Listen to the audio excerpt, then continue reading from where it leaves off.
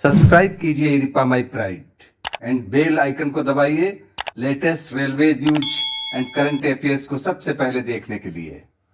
नमस्कार, मैं अजय ओदीच।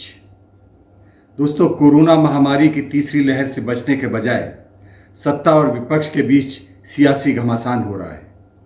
जाहिर है कि देश की जनता हैरान परेशान है, जबकि राजनीतिक दल भविष्य के चुनाव का ताना बाना बुनने में मशगूल हैं। सत्ता पक्ष कोरोना के आंकड़ों को अपनी सुविधा के अनुसार पेश कर रहा है, जबकि विपक्षी दल निष्पक्ष एजेंसियों की रिपोर्ट्स को आधार बनाकर सरकार की खाल उतारने की मुहिम में है। हर देशवासी को वैक्सीन देने और बदहाल चिकित्सा व्यवस्था को दुरुस्त करने के बजाय सियासत की शतरंज बिछी हुई है और शह मात का खेल हो रहा है। कहना गलत नहीं होगा कि हालात चिंताजनक हैं और इनमें सुधार की फिलहाल कतई गुंजाइश नहीं है।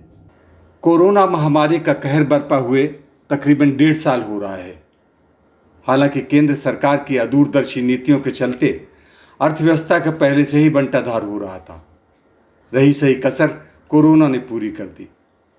कोरोना की पहली लहर आने पर राष्ट्रव्यापी लॉकडाउन लगा और बाद में दूसरी लहर से मौतों का अंबार देख राज्यवार लॉकडाउन से दो चार होना पड़ा। उद्योग धंधे चौपट हो गए और बेरोजगारी का आलम तो पूछिए ही मत।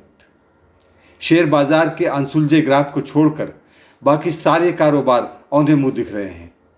कहना गलत नहीं होगा कि इन हालात में भविष्य और मुश्किल भरा होने वाला है, जबकि सरकारी प्रतिष्ठानों को निजी हाथों में सौंपने की मजबूरी ये साबित करने के लिए काफ़ी है कि सरकार अर्थव्यवस्था को बेहतरी की दिशा में ले जाने के सवाल पर हाथ ऊपर कर चुकी है। दोस्तों, इस रस्साकशी के बीच हम देश की लाइफलाइन कहे जाने वाले रेलवे के हालात पर मंथन करते हैं। आखिर क्या है रेलवे और इससे जुड़े कर्मचारियों, अधिकारियों और निर्माण ठेकेदारों का भविष्य? देखिए रिपोर्ट। पहले सुना था कि सरकार रेलगाड़ियों को निजी हाथों में सौंप रही है। अब कहा जा रहा है कि सरकार रेल कर्मचारियों को वेतन भत्ते देने की स्थिति में नहीं है, लिहाजा कर्मचारियों की बड़े पैमाने पर छटनी करने की रणनीति बनाई गई है। इधर कोरोना और लॉकडाउन के चलते रेलगाड़ियों को यात्री नहीं मिल रहे हैं, लिहाजा सैकड़ों की संख्या में ट्रेनें नहीं चलाई जा पा रही हैं। जाहिर है कि इससे राजस्व को मोटा घाटा हो रहा है। सुनकर हैरानी होगी कि रेलवे को यात्री भाड़े के मद में 1 साल के भीतर 38,017 करोड़ रुपए का घाटा हुआ है। सामान्य वर्षों के मुकाबले ये घाटा 71.3% है। ये तो गनीमत है कि मालगाड़ियों से काफ़ी हद तक घाटे की भरपाई की गई है और माल ढुलाई से पिछले वर्षों के मुकाबले राजस्व अच्छी गति से बढ़ा है। सबसे ज़्यादा चिंताजनक स्थिति निर्माण क्षेत्र में है। रेल परियोजनाओं का निर्माण कर रही ठेकेदार कंपनियां इस सवाल की गांठ नहीं खोल पा रही हैं कि लगातार महंगे हो रहे सीमेंट, स्टील, डीजल और निर्माण क्षेत्र में इस्तेमाल होने वाली मशीनरी का बोझ कैसे ढोएं। खासकर 5 करोड़ रुपए से कम कीमत के प्रोजेक्ट्स वाले ठेकेदारों के तो तबाह होने की नौबत है।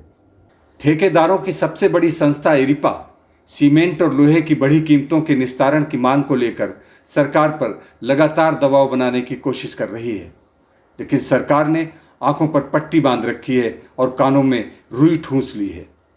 पिछले दिनों इरिपा, बीएआई और क्रेडाई ने मिलकर आंदोलन करने की रणनीति बनाई थी, लेकिन कई ठेकेदारों को इस बीच कोरोना ने डस लिया। इरिपा के राष्ट्रीय अध्यक्ष श्री बालकिशन शर्मा, सबसे बुजुर्ग कॉन्ट्रैक्टर सेठ धीरूमल जी और इरिपा के राष्ट्रीय सचिव श्री कुलदीप सिंह सोढ़ी समेत 22 ठेकेदारों की कोरोना से मौत हो चुकी है। इन ठेकेदारों में सरदार मंजीत सिंह मक्कड़, श्री भूपल रेड्डी, श्री रंगा राव, श्री रमेश सुंदरानी, श्री वेंकी रेड्डी गुरु, श्री प्रदीप कुमार जैन, श्री विवेक तुली, श्री राकेश कुमार अग्रवाल, श्री बिमल विश्वकर्मा, श्री गोपी जी, श्री जे जनार्दन रेड्डी, भाई अशोक जी, श्री नरसिम्हा राव और श्री शंबा शिव राव शामिल हैं। ये ठेकेदार करोड़ों रुपए की परियोजनाओं का निर्माण कर रहे थे। जाहिर है कि इनके निधन के बाद परियोजनाओं पर कुछ समय के लिए ब्रेक लगा है और दिवंगत ठेकेदारों के परिवारजन व स्टाफ कर्मचारी खासे परेशान हैं। दिवंगत सभी ठेकेदारों को भावपूर्ण श्रद्धांजलि। ईश्वर इन सबको स्वर्ग में अपने सानिध्य में रखे और सम्मानजनक स्थान दे। हमारे वीडियो अच्छा लगा हो तो लाइक और शेयर कीजिए। इरिपा माई प्राइड चैनल को सब्सक्राइब करिए और बगल वाली बेल आइकन जरूर दबाइए। जल्दी ही किसी अन्य वीडियो के साथ हम फिर हाजिर होंगे। तब तक के लिए इजाज़त दीजिए। नमस्कार।